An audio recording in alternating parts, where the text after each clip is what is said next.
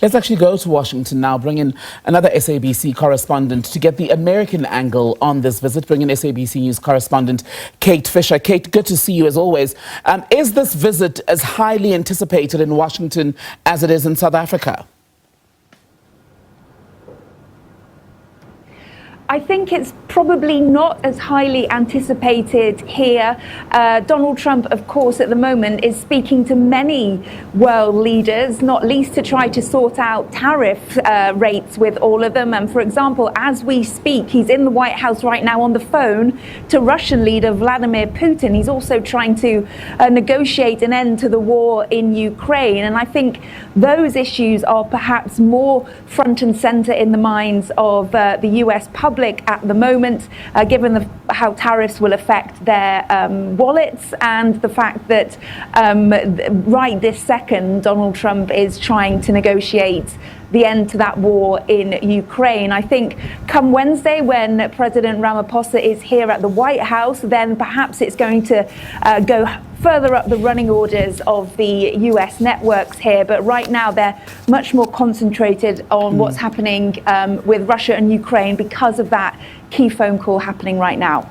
And Kate, do we know what the Trump administration ultimately wants from the South African delegation once the meetings have happened? Well, it's an interesting question because we know what Cyril Ramaphosa is hoping to achieve from this. He wants to reinstate the relationship and get things back on track. He also wants to try and rebut some of those false allegations that Donald Trump has made about the white farmers in South Africa and these allegations of white genocide.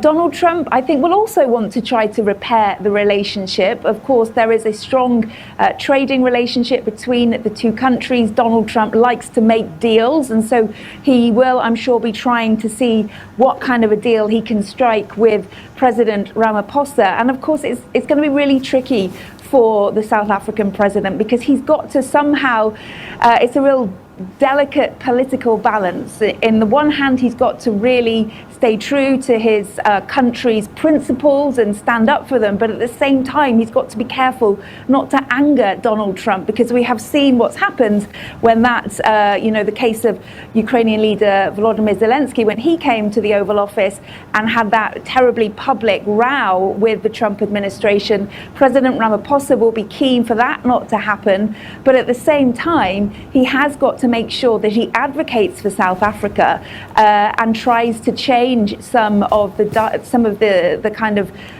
rhetoric that is coming from Donald Trump about what's happening in South Africa, which he of course says is not true, and he wants to make sure that Donald Trump understands exactly what is happening in his country and changes the way he speaks about South Africa and the relationship between the two countries in general. I suppose the true test then, just to that last bit, Kate, is whether or not Trump is willing to listen, because the South African government has already issued multiple statements addressing the false claims of an Afrikaner genocide, the unsubstantiated claims of the confiscation of Afrikaner-owned land.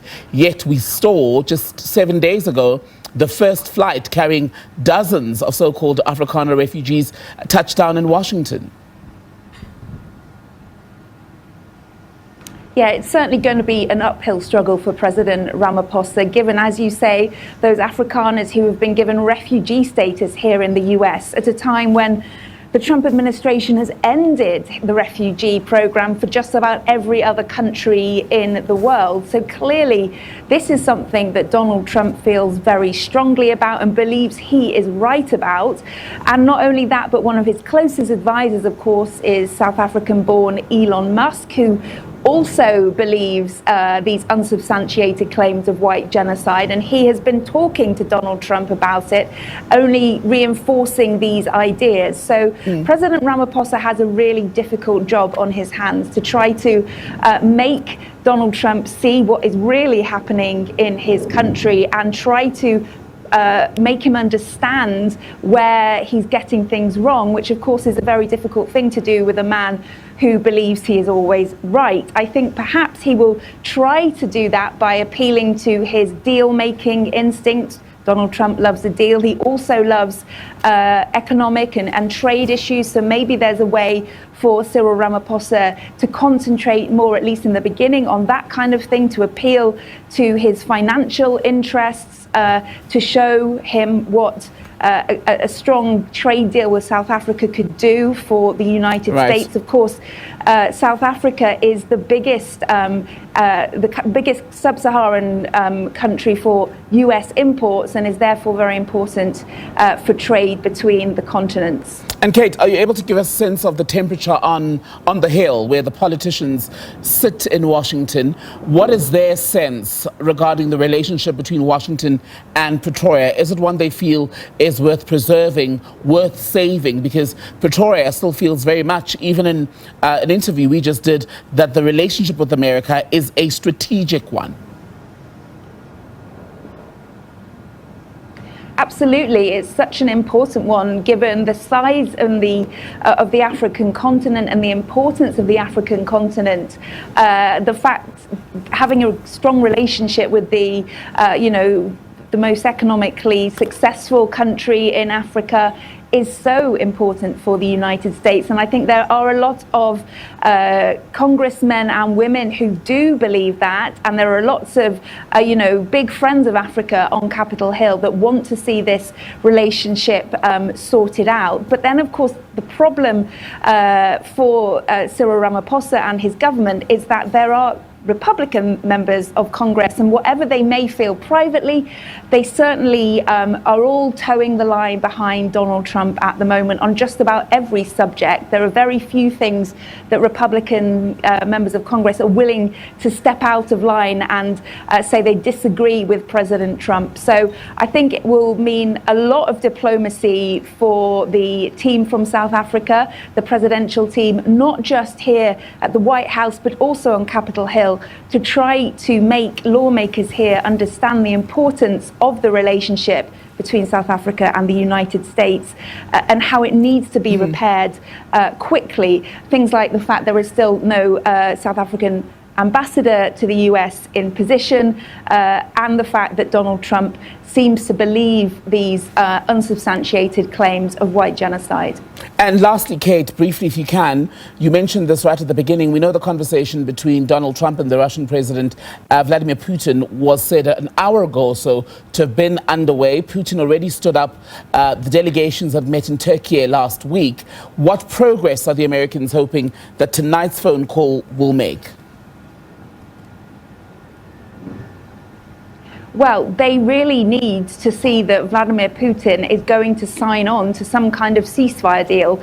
Ukraine's already signed up to a 30-day ceasefire deal, which, Vladimir Putin has not agreed to. In fact, there was the biggest Russian drone attack on Ukraine just over the weekend. So that's the opposite of agreeing to a ceasefire. And Donald Trump really needs to put pressure on Vladimir Putin to actually make some kind of commitment to this peace deal.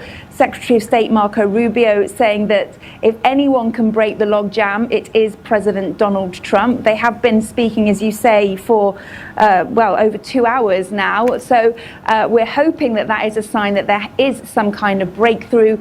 The US perhaps will need to threaten more strong sanctions on Russia, as how else they can put pressure on Vladimir Putin, or even perhaps suggest that they are going to give more military aid back to Ukraine. These are things that potentially Donald Trump is right now speaking to Vladimir Putin about. We know that after he's finished speaking to him, he will then speak to Volodymyr Zelensky of Ukraine. And this comes off the back of a meeting between Vice President J.D. Vance and Volodymyr Zelensky in Rome at the weekend, which was a really different impression from the meeting they had here at the Oval Office back in February. There were pictures of them smiling together, and that appeared to be a very positive meeting. Kate Fisher, thank you very much. Kate is reporting for us live from Washington, part of the SABC team, covering that working visit by President Cyril Ramaphosa and a delegation of 4 ministers. We're waiting to hear news of when President Ramaphosa has landed in Washington.